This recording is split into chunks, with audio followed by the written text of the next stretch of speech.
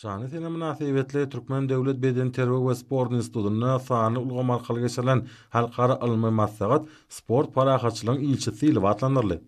Bir halkara derejeli ilmi forum, hormat prezidentimiz Arkadaýly Gahrman Serdaramyň hem-de Türkmen halkynyň milli lideri, Türkmenistanyň halk maslahatynyň başlygy Gahrman Arkadaýmadan parahatçylyk söýüjlikli daşary syýasatynyň çäklerini, halkara hyzmatdaşlygyny ösdürmek, sport arkaly halklaryň arasyna dost soganyny ynanyşmagy we parahatçylygy pogtalandyrmak maksady bilen guruldy.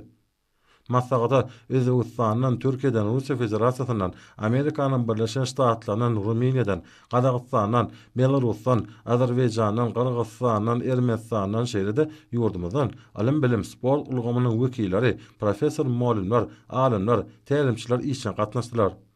Türkmen Döwlet Beden Terbiýe we Sport Institutyna geçirilen sport parahatçylygyň ilçi zatly halkara ilmi amaly maslahatynyň çäklerini tejribe esaslanýan görkem mesapaklar uly gyzyklanma döretdi. Ilmi okuw usuly çäreleriniň dowamynda sport parahatçylygyň ilçi zatly köpçüliklerin sport ýarışlara meýwanlanyrly.